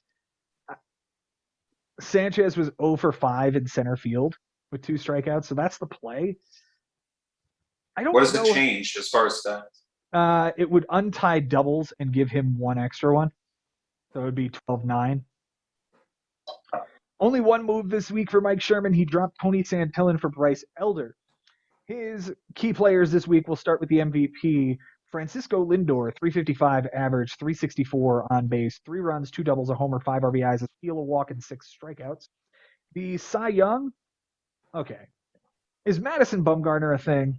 10 innings, a loss, 4 walks, 9 strikeouts, nothing earned, a 1 whip. Is that guy a thing? Yeah, probably. No, I do. Really? I don't think so. I mean, is he going to pitch? Is he going to pitch more than 5 innings? Like, he's gone 5 each of the last three times out, and 3 innings on opening day against San Diego. He's got St. Louis next in St. Louis. I think that's going to be a real test for him. Mike, how old do you think Bumgarner is? How old? Just without looking. 34. Okay. Isn't he 32? He's 32. Yeah, he's 32. Okay. Yeah. His least valuable player this week, we're going to talk about Giancarlo Stanton, 095 average and on base, and 9 strikeouts. That's it. 9 strikeouts over the week. Gross. Yikes. His Cy Yuck is Alex Colomé, 3 innings. Did get 2 saves, but 9 ERA, 2 whip, 3 relief appearances. He did, however, throw to a 188 ERA across 52 and 2/3. Hats off to you, Mike Haber. That's pretty damn impressive. Yeah. All right, let's start I the wish clock. it was me. Where do you guys want to start here? First, I would like to once again congratulate Matt on his first win here. Mike, you'll take it from here with that one. Yeah. No, Not I'm really just because you know him, but because you're playing him this week too. No, but you know what? I'm really happy for him. I love how into this he is, and the fact that he talks to me about it in school all the time. Really? Yeah. Can you elaborate? Yeah, I'll tell you our smack talk today. So I walked into his classroom, and he had a whole classroom full of students. I say to him, Matt, you ready to go down this week? I said, Mr. Losi, you ready to go down this week? He said, what place are you in, Mr. Haber? Very good. It was good. It was good banter. Yeah, it's great. It was Yeah, good it's banter. good. It's good that he knows he's checking the standings. Mm-hmm. Oh, yeah. Oh, yeah. And not for nothing, but this could have been a hell of a lot better for Matt if Mike Sherman isn't throwing to a 188 ERA this week. Yeah. Throwing to a 289 across almost 75 innings is really good. Like, really good. And he only gave up 4 homers in 75 innings. It's just Mike Sherman didn't give up any in 52. Oh, my right. God. So maybe that's another rookie thing is learning. You maybe don't start Lorenzen against the Astros. Maybe it's those things. That's really hard to nitpick at this point. Like, sure. I feel like if you throw to an ERA under 3, you should win most weeks in the Bigs. Yeah. I think that's a realistic expectation. Yeah, absolutely. Amazing. Just an amazing. And then offensively, his team carried him. 303 batting average, 372 on base percentage, 45 strikeouts, 20 walks, 32 RBIs, 28 runs scored. 12 doubles should win most weeks. Yeah. Again, this is a really strong team. And his first week in the Bigs, he kind of got trucked. But, okay, you're all right now. Yeah. He sits in 9th place, 2 games under 500.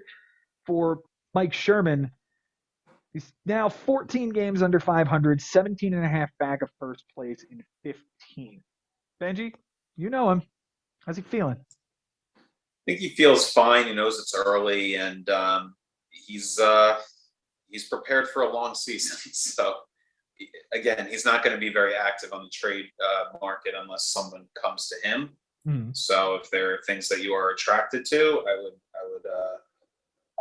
make him a good offer. Interesting. All right. What pieces could you see being moved off of this squad, Ben? I don't doubt that anything is I believe that everything could be had. If he told me nothing's untouchable, I wouldn't be surprised. Okay. Interesting. I might have to reach out to that cat. I would. Yeah. You guys have always had good, banter as far as when it comes to making deals in business. Oh, no doubt. He's always a good, reliable conversation, at bare minimum. Is this team that bad, Mike Haber? As constructed right now? I actually think that he's got a lot of pieces that he can sell off, to be honest, and make his team a little bit more balanced. I was thinking the same thing. Yeah. Like, for example, this guy, I mean, obviously when Eloy went down, I'm not trying to make this about me, but when Eloy went down with the injury, I'm looking at teams who have a ton of outfield depth that I can trade with. This is a team with 6 left fielders on this team. And do you need all these left fielders? And it's not like they're like bad left fielders either. He's got Duvall, Sanchez, Rosarena, Ozuna, Stanton, and Josh Lowe. I don't think Josh Lowe has a spot on this roster. I was just wondering how much longer he's going to stick on this roster. Yeah. He doesn't fit. Batting 170. Yeah, but I mean, even Duvall, Sanchez, Rosarena, Stanton, Ozuna. Having 5 is the problem. If you have 4, you're fine. If you have to bench one every day, and that's difficult to navigate. I think moving one of those, pick whichever one you like the least and trade him for whatever you can get. Yeah. Because whatever you get will be better than what you have on the waiver wire, and you get to choose his landing spot. Like, that's always one of the things I think about when I'm talking with people about trading, especially when there's like a minor trade that would be more convenient than dropping a guy, right? If you have two catchers and both of them are doing well, and somebody just lost, I don't fill in the blank with random hurt catcher here, anything you get for that guy is going to be better than the guy on the waiver wire. Go get a reliever. Go get some streaming starter. Go get, backup second baseman. Whatever you need to fill a hole when you have excess crap. Sure. I think that'll do it here. Let's move on to the next matchup here, and this one is a fun one. Bobby Russo and James Mccloskey finishing out here with a 12-7 win for Mccloskey. On Sunday, looks like Bobby tied up saves here, and he took down strikeouts because they were tied going into Sunday. So two additional statistics for Bobby here to mitigate a loss. Close categories, Bobby wins by the triple. He wins by 4 ticks on the whip. James wins by 2 wins. He wins by 3 walks given up by a pitcher. They tied in stolen bases and saves. On James's bench this week, Benjamin 6 for 45. Jeez, what the hell is this? Oh my God! How did he do that well again? 6 for 46. 45. Oh, in that case. Shitty job.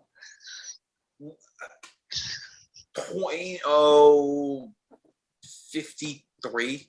133. Oh man. 133, right. 2 runs, It's going 7 down RBIs for on the you bench. guys. He did leave a steal on the bench, 3 walks and 14 strikeouts. The steal exists on Saturday. Let's take a look at it. It's interesting because it's hard to get in here, okay? So Avisail Garcia is the guy with the steal here. He went 2 for 5, 2 RBIs, and a steal. He's got right field eligibility, so you can play him here or here. Well, 750 with 2 walks and an RBI and 3 runs. Hunter Renfroe homered. Byron Buxton had a huge game. Ryan Mountcastle had a huge game. Or are you taking Freddie Freeman out and shuffling everyone around to get Avisail Garcia in over Freddie Freeman? It's not happening. No. I think that this is just bad luck with this structure. And this might be another team that if somebody was looking to add an outfielder, hypothetically. For his moves this week, James Mccloskey dropped Elvis Andrus for Lorenzo Cain, who went 1 for 2 with a run, a double, and a walk. Dropped Lorenzo Cain, added Leury Garcia, dropped Leury Garcia, dropped Jorge Alcala, who's on the IL. It's very difficult to say quickly. For Edwin Rios, and then dropped, rest in peace, 2022 Michael Conforto season. Players I forgot to do, so let's just do them on the fly. So for James, who won the week, I think we're going to talk about Byron Buxton in here. 538 average, 600 on base percentage, 5 runs, a double, 3 homers, 7 RBIs, a walk, and 3 strikeouts. The Cy Young is going to go to, probably Robbie Ray. 12 innings, a win, 2 walks, 9 strikeouts, 3 ERA, 0.92 whip. The least valuable hitter, that's Mitch Garver, isn't it? 0.59 with a 11, a run, walk, and 7 strikeouts. And the Cy Yuck, he pitched really well. At 264, this is another guy who pitched to a ridiculous ERA and gets cut underneath by Bobby, who threw to a 177. Gross. I guess it has to be Herman Marquez, 6 innings, 3 homers, 2 walks, 5 strikeouts, a 6 ERA, and a 1.67. For Bobby's side, his MVP, Eduardo Escobar makes the most sense. Who got the triple, though? Andrew Benintendi, 429 and a 429 with the triple, 2 runs, 2 RBIs, and 5 strikeouts. The Cy Young on his team, Brandon Woodruff, 6 innings. Take that back. Sandy Alcantara, 8 innings, shutout ball, a no decision, a walk, and 6 strikeouts with an 0.63 whip. The least valuable hitter is Javi Baez County. He only had a couple of bats. Alcides Escobar, 071 with a 130, a run, a walk, 4 strikeouts, and an error. And the Cy Young, again, when you throw to a 177, the answer is going to be Emmanuel Clase with 2 saves, 2 and 2/3, and a loss. Okay. Guys, these guys pitched their asses off. They had a hell of a matchup here. Yeah. I want to say also, is Byron Buxton like a first round pick? Is he one of the best players in baseball? Because I think he could make that step this year. If he can show that he can play 150 games, I think you can make a case. He couldn't play more than 3 games this week. He's hurt again? I think he's back in there though. Yeah. The talent speaks for itself, and I believe it was maybe 2015 or 2016 he was considered the #1 prospect in all of baseball, and it was just we were all just like waiting to see it play out, and it requires him being on the field. So let's see what happens when he gets 500 at bats. Yeah. He has never had even. Okay, 2017, his only full season, 462 at bats. It's not the same. That's the most, and no other season has been over 300 at bats. Yeah, a guy like him, what you're expecting is really 600 at bats. Mm-hmm. Like that's generally what it's supposed to be. So like, let's see 500. Let's see a full campaign with this kind of offense protecting him. Also, are you guys thinking that this was a good 5th round pick, number 71 overall? Jason? Again, I comes down to games played. Like it's risky. It's certainly risky, but the reward is for a 5th round pick. He can put up Trout-esque numbers in the full season in the 5th round. Yeah, that's a hell of a pick. Through, I guess it's how many games did he play? Because he's been hurt already. He had a knee injury that kept him out for a few games. He's played 10 games. Yeah. He is hitting 351 with a 1.361 OPS, 6 homers, 11 RBIs, a steal, 2 walks, 13 strikeouts, and 4 doubles. He's just really hot right now. Yeah. He hit 19 and stole 9 last year in 61 games. Pretty good. Who knows? Like he's played 10 games. Yeah. We'll see. If it pays off, congratulations. But I don't think there's any track record here that shows me that it will. However, the other thing. Go ahead. Well, the other thing I want to call out about James's team here is we talked about Avisail Garcia and kind of the outfield, and I'm looking through his week, and because you mentioned on Saturday that he benched him for that steal, and he had a good game.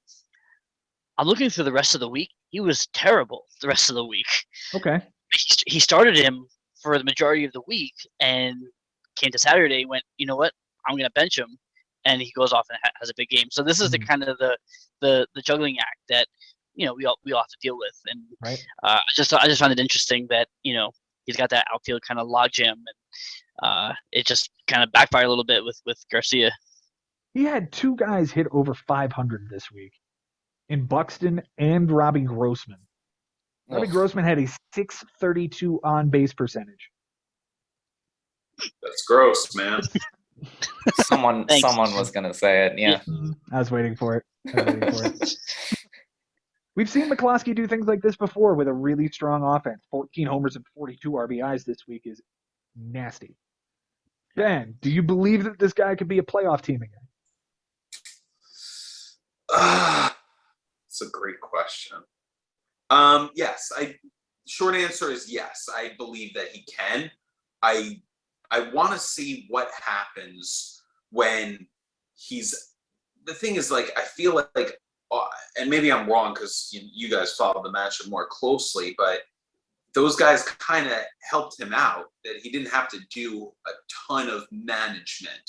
I want to see what happens if for 4 or 5 weeks in a row, he has to grind. I'd have to look through his schedule to see if he's playing like a Joe Schubert, Mike Haber, and a Jason Ashby 3 weeks in a row. I want to see that kind of thing with, because it's been a couple of years now, and I'm proud of him. He comes back to the league. He's undefeated.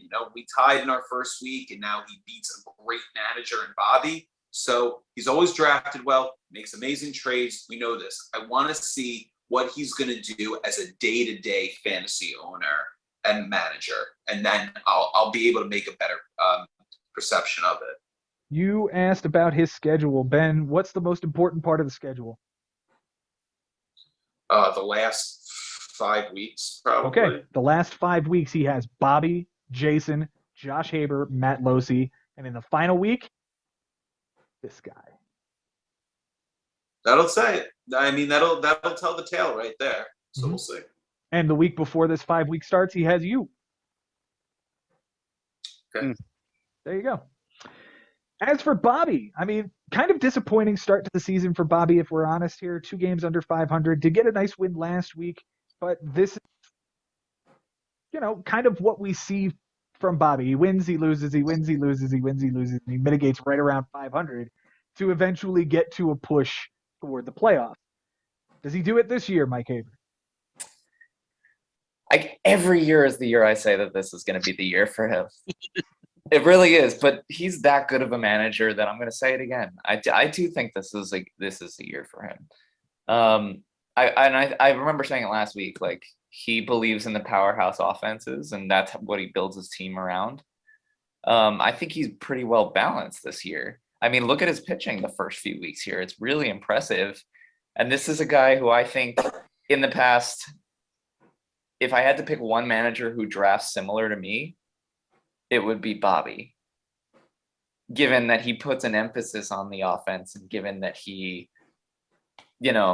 pitching to him usually is secondary. But I think he drafted differently this year, and his strategy is really nice for his pitching staff. I tend to agree. Last year, we talked a lot about how he didn't take a pitcher until the 5th round, and it was Kyle Hendricks, who was a disaster. He took Keston Hira in the 3rd round and passed on Brandon Woodruff, ironically the guy he takes as his first starter. And now this year, he obviously has learned that mistake, pairs Woodruff with Alcantara, guaranteeing himself probably close to 400 innings from those 2 guys. And they're going to be great. They're going to be on teams that'll compete. So I like what I see out of this team. Offensively, yeah, I would tend to start shedding a couple of pieces here. Do you really need Yan Gomes? Do you really need Alcides Escobar? I don't think those pieces are necessary. And if you can get another reliever or a starter, or just turn that into a streaming spot for a starter, that seems to make sense to me.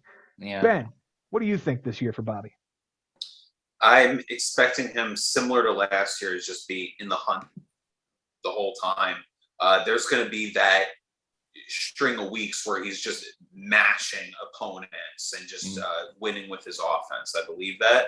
And it's like Mike said, it's a lot more of a balanced team than we saw in other years. So with his management, with his skill, and I'll tell you, going into this week, I expected a win from Bobby just because it's at this point, a more experienced manager. But at the same time, look, when you have those hitters doing what James's hitters did, there's not really much you can do about it. So Bobby can play, he should play to his game.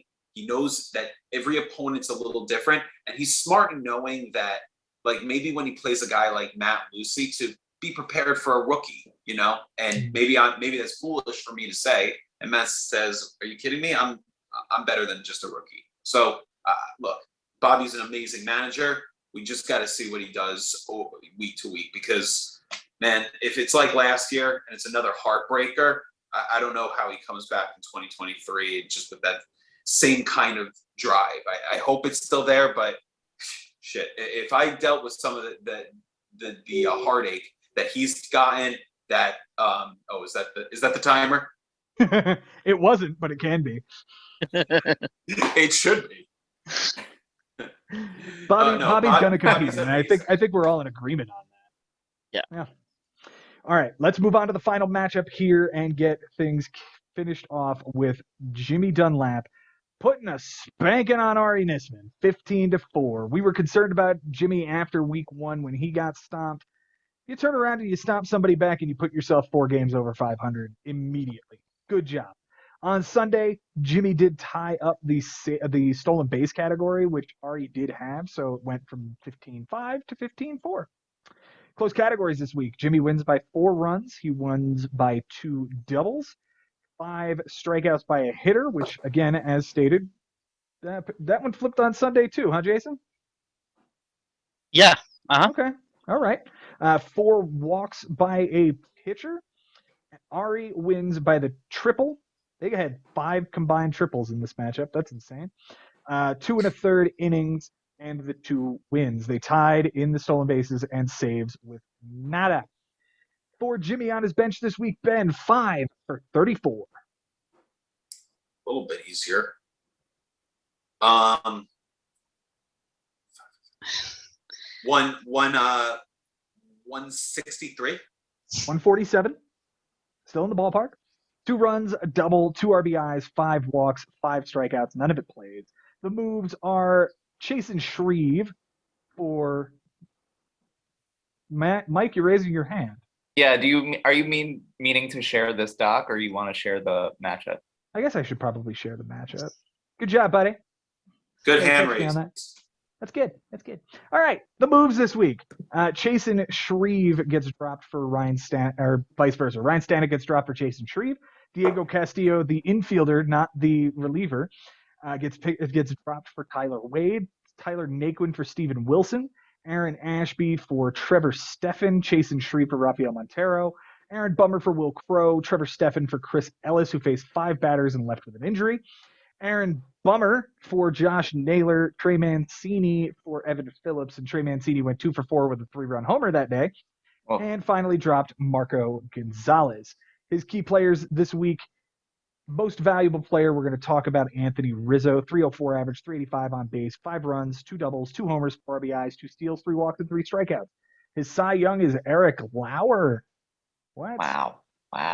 Okay. That 13 strikeout performance. Whoa, yesterday was yeah. absurd. All right, 12 absurd. innings. Yeah, 12 innings, a win, a homer, 2 walks, 18 strikeouts, an 0.75 and a 1 whip. The least valuable hitter, hey, Brian Reynolds, 0.91 with a 167. He does have a triple, but 2 walks and 9 strikeouts. On the season, Reynolds hitting 190. Oof. Not good. The Cy Yuck is Aaron Ashby, who I think somebody in this group just picked up. Somebody just picked that guy up? Yeah, that's me. Nice. 2 1/3 with a loss, a walk, 4 strikeouts, 11.57 ERA, 2.57 whip. For Ari, Benjamin, get your thinking cap on. Here we go. 16 for 79. Oh, good luck. Just give me a second. Giving you a second. Cue the Jeopardy. 185. 203. 9 runs flips the category, 5 doubles flips the category, a homer. He had 0 home runs all week, and he left 1 on the bench. 7 RBIs flips that category, 5 walks, 19 strikeouts, and an error. Only made moves toward the end of the week. Picked up Antonio Senzatella, who's got postponed, and then he dropped him for Ross Stripling, free earned, 4 innings, and no decision against Houston. He did drop James McCann, because I don't know why you're rostering him when you have JT Realmuto, but whatever. He had a 2-run homer that day. He dropped Stripling for Paolo Espino, who was supposed to start and pitched in relief the day beforehand. So he drops Espino and picks up Vince Velasquez, 3 1/3, a loss, 2 homers, 6 strikeouts, a walk at Minnesota. He drops Velasquez for Joan Adon, 4 innings, a loss, 5 earned, a homer, a walk, 3 strikeouts, and that was against San Francisco. Key players this week. Geez, this is bad. Wilmer Flores, 333, 385 with a run, 3 RBIs, a walk, and a strikeout. The Cy Young, Frankie Montas, maybe? Or Nola. Or Nola. Nola looks good. Yeah, 12 1/3, a loss, a homer, 2 walks, 13 strikeouts, a 1.46, and an 0.73. The least valuable hitter was literally everybody except like maybe 1 or 2 guys. I think we need to point at Cole Tucker, 136, 208 on base. Kyle Tucker. Did I say Cole Thank Tucker? you. Yeah, He's on the Pirates. This is a guy I That's don't not know. Oh, okay. it. 136 and a 208, 2 runs, 2 walks, 7 strikeouts, and an error. On the season, he's hitting 127. That was Ari's second rounder. Sayuk goes to Nick Pivetta, 4 innings, a loss, a homer, 4 walks, 4 strikeouts, 11.25, and a 2.75 whip. Gentlemen, Jimmy had a great week. I'll start. I felt like I don't remember you saying like we were nervous about him, because I definitely wasn't. I figured that he would turn it right around. We gave Christian the tip of the cap because he was able to take down such a great manager. Mm-hmm. There's a reason why we were so impressed. And this guy showed it. He said, Ari is not an active manager. I know how this guy plays. And he toyed with him. He just beat the hell out of him. And on the last day of the week, ties up one more category to dump him even further. A hell of a performance. What do we think about this team on the whole? Do we think this is a playoff team? Yeah, I'm going to say absolutely. If he's the kind of guy that's just going to figure out what he needs to do to create balance. Right now, the bullpen, I guess, is the weakness, but he might be able to just live without winning saves. So when relief appearances almost every single week, it's so hard to compete with him when it comes to figuring out a way to get to the 42 innings better than he's going to do it. He's an extraordinary player. So, yeah, I say it's almost definite that he's in. Mike Haber? Yeah, I think I always will put my money on Jimmy. He is such a brilliant manager, such a brilliant mind. I do want to say, though, that Ari did not put up a fight this week. Like, you can't salvage one home run. That's a scary week. Yeah. And the offense probably was, look, his offense is, it's going to be better than this. He's finally playing Lourdes Gurriel. Thank you very much, Ari. Yeah, you got to keep doing that. Yeah. Like, this dude is on fire right now, hitting in the middle of the Toronto lineup, and he was riding the pine for way too long. Way too long. And if Pete Alonso has a down week like he just did, and it wasn't really a bad week for Pete, but just like a lack of power, then Ari's team is going to kind of suffer in the power and production department because he's putting a lot of weight on this guy. And I just feel bad. I don't feel bad for the guy because we know he never makes any moves. He finally makes moves and they all backfire on him. Every single one. Yeah. Like he picks up Cincinnati, he gets postponed. So he picks up Ross Stripling, who was against Houston, but he needed something. Drops in for Paulo Espino, who was supposed to start, but he comes in relief the day before, so he's a waste. Like, this is a guy who never makes moves, and he finally does, and nothing works out. They're not working for him, yeah. It's just not working out for him. I do find it interesting as a roster construction for Ari. Hoskins, Alonso, Gurriel, O'Neill, that's 4 dudes for 3 spots. Here we go again. Like, you can see these things materializing. Will he make a move and get rid of one of these first base eligible guys? Probably not, but he's another guy. He's not, just like Mike Sherman, he's not going to reach out to others to make his team better, but he will listen to offers. I know for a fact that he almost accepted an offer that was thrown to him. I can't tell you who was involved because I can't even remember, but I do know him saying, you know what, he even messaged the person back and said, I usually don't like the offers. This is as close as I've been to saying yes. We did see him make a trade last year with Frank Bucco. Yeah, with Charlie Morton was involved, right? Yeah, Charlie Morton for Yandy Diaz. Okay. I mean, when you're getting a pretty good starting pitcher for a guy that I drafted where? 20th round? Yeah, 20th round. Like, not really much you can do but hit accept and move on with that. It's gonna be interesting. I hope I just wish Ari was active and good again, because when he's good, holy shit is he good. Yeah, and he's had so much success in this league. So, and he's done this even year thing where he's made the playoffs in 2014, 2016, 2018, and 2020. So, wow, interesting. He's coming. He's going to be and 2012. 2012 is also he went to the semifinals. That's going to be 12, something 14, to watch. 16, 18, 20 for 5 years in the even years. 5 out of the last 10 all on even years, and here we are. Ari, come on, man, make it happen. Like, let some of these guys know exactly who they're messing with, because I think there's a crop of guys in the league right now that Ari hasn't competed against as hard as he did back when he was going for championships back-to-back seasons in the mid-2010s. Yeah, you know what I think changed for him a lot, though? The fact that we used to make the moves the day prior.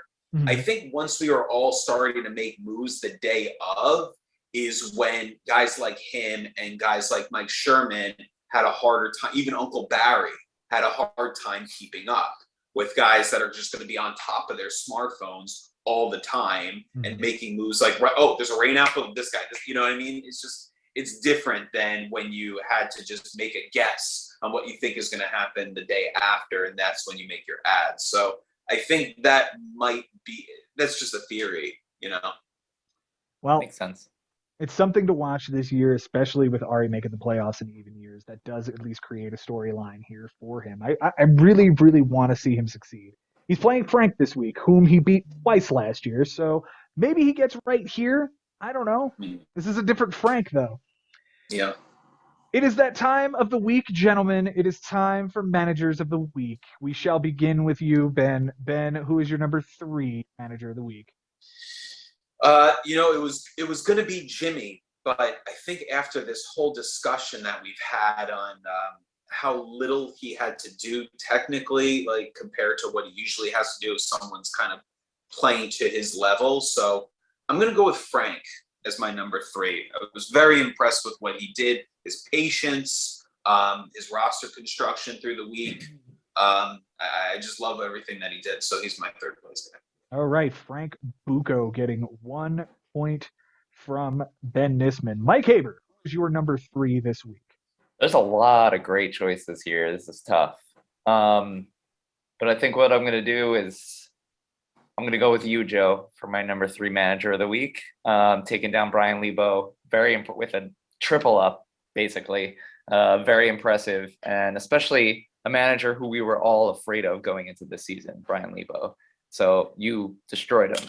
So hats off. Thank you, sir. I appreciate it. My number 3, Ben, I'm just going to echo what you said about Frank Bucco. This was as good a managerial possibly see from him. And to see it in week 2 while he's still being and incredibly well managed in his day-to-day activities without jumping the gun and diving face first into a trade the second something minor goes sideways. Hats off to you. You whooped Costas' ass. He went to the finals last year. Frank went to the finals in 2020. Both runner-ups from past 2 seasons doing battle this week. Frank gets number 3. Jason, who is your number 3? Michael's absolutely right. This was a tough week this week. There was a lot of good choices. I'm going to go with Ben here. I like seeing the triple up. Stamping his showing the rookie who's the commish, who's the boss here, who's the defending champion. Didn't have to do a whole lot of moves. I just like the style. I like the Ben way. So I'm giving Ben 3 here.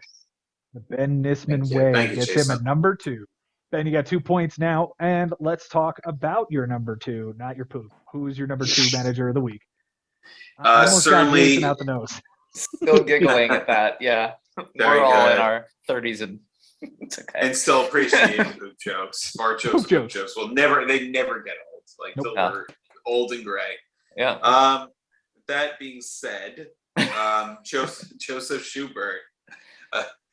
Becoming an old and gray man of his own, but you are my number 2 because you just kicked the crap out of a very good manager, and I felt like you kind of just played to his weaknesses. You watched what he did, played to the score, just classic Joe Schubert doing what he does. Loved watching it. Thank you, sir. I'm much appreciated. Mike, who is your number 2? Oh. I'm torn.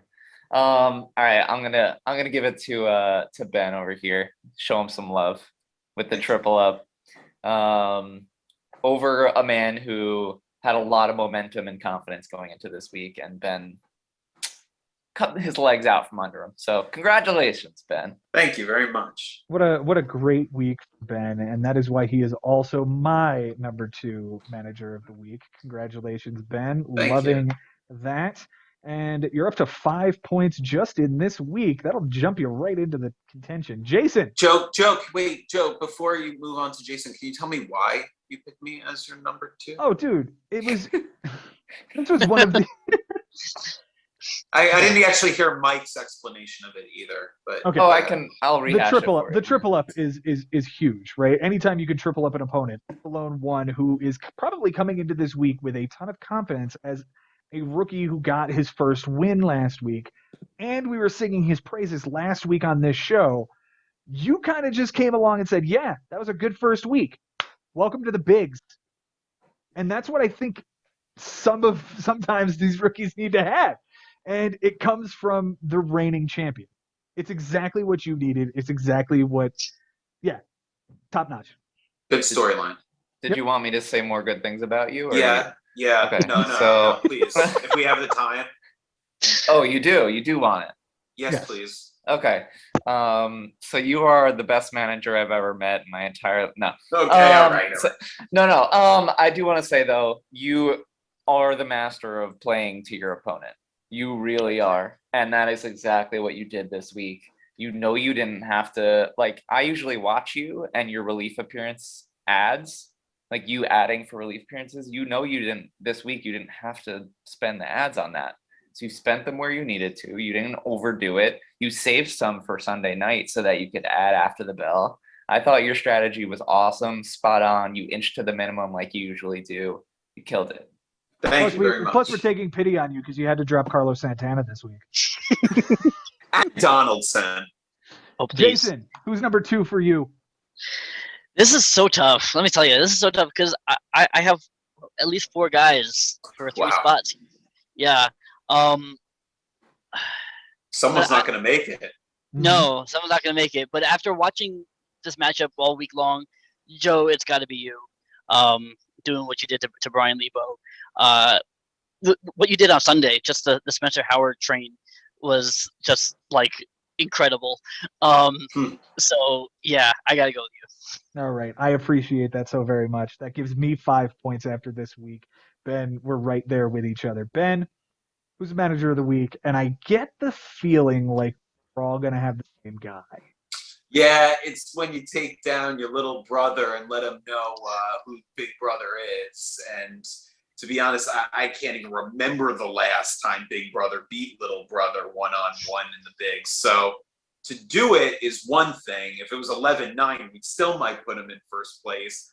But the decisive win is just overwhelmingly impressive. So I got to give it to Joshua Haber, who remains in first place. What a statement. On the count of 3, raise your hand if you have somebody other than Josh as your number 1. 1, 2, 3. All right, congratulations, Josh. You actually do have the first clean sweep here. I don't think we've ever all had the same guy at number 1 the entire week. So 12 points clears the board. We're going to talk about the leaderboard now. Josh up to 19 points. Myself and Ben get added to the list here. I'm just going to take this and go like that. I'll update this in real time. All right, we've got... And if I could real quick, I just want to give a good shout out to Frank because I really wanted to get him on this list because of how he managed this and how he really just made himself a different manager this week. I really wanted to get him in here, so I have to give him love. Yep, Frank and Jimmy. Yeah, those are the 2 that I left out too. Yeah. So many deserving players here week to week in the bigs. I am just putting the last finishing touches on the leaderboard as we speak, and then I will throw that up here for everyone to see. Share the screen. Gentlemen, the leaderboard looks like this. Josh is king of the mountain right now with 19 and 8 for Christian, 6 for Jason, 5 for Ben and myself, 2 for James Mccloskey, 1 for Bobby, and 1 for Frank. Guys, this has been an incredible week. We're running just a couple of minutes past Mike Haber's drop dead time, so let's get out of here while the getting is good. Mike Haber, thank you so much for being here. Yeah, no, thanks so much for having me and for squeezing me into this window. I really appreciate it. But you know what? I'm just so happy to be doing this with you guys. Week 2, I don't care what place I'm in. This is what brings me joy in the league, is chatting this up with you guys. We love having you here, Mike, and I don't think you're going to be in last for very long. I don't even think there's a chance that we see Mike Haber in 16th by season's end. Jason Ashby, thank you so much for being here, sir. Absolutely. Always a pleasure being here. And again, last season was not a fun ride for me in the standings, but to Mike's point, this made it, I didn't care. I didn't care that I was in 10th place for most of the season because I had this. So I love this league. I love this show. So I'm always happy to be here. Thank you once again for being here. Love you guys. Ben Nissman, after a destructive beating on Christian Wood this week, you find yourself back atop the standings in 3rd place. Thank you for being here. How are you going to do this week as you square off against a very formidable opponent in Jimmy Dunlap? It's going to have to be more of the same kind of work from last week. You called it a decisive win. I'd like to call it a divisive win because I had a whole plan going in and followed it the whole way through. And yeah, I did get cute trying to play Jose Iglesias in Colorado, and it cost me that triple. I know you guys talked about it. Mm-hmm. But and there was a chance to get those innings, but I needed to just be careful on Saturday. But I like this team. I have a real rotation, and I feel like with a good pitching staff, I should be able to compete with anyone, including Jimmy. So we'll just let the guys do what they have to on the field, and we'll make the decisions off the field and hope for the best. Thank you for letting me crash the party today, guys, because I know you guys wanted to get started, and I just wanted to be a part of it. And I'm just grateful every day that we have this, that we have each other, that we have this league, and that we all do this every single year. Thank you so much again. Thank you, Benji. Thank you for being here. Thank you for creating what we love so dearly. And thank each and every one of you who are watching or listening right now. If you're on YouTube, go ahead and click that subscribe button, ring that bell so that you know when we go live and when we upload new content. For those of you listening on any of the streaming platforms, Stitcher, Spotify, Google Podcasts, Apple Podcasts, or more, I think we're on about 15 at this point. Thank you so much for listening. Share this with your league. Share this with your friends. Share this with a stranger. I don't care. Just get us out there. Follow us on TikTok. That is going to be my shill for today. Go download TikTok. Follow us at It's the Big Podcast because Ben Nissman has himself a video on TikTok right now that has over 1,400 views. And it is a sad but necessary ode to the fallen era of Carlos Santana. Guys, until next time, it's been real, it's been fun, and it is always real fun in the bigs. We will see you next time.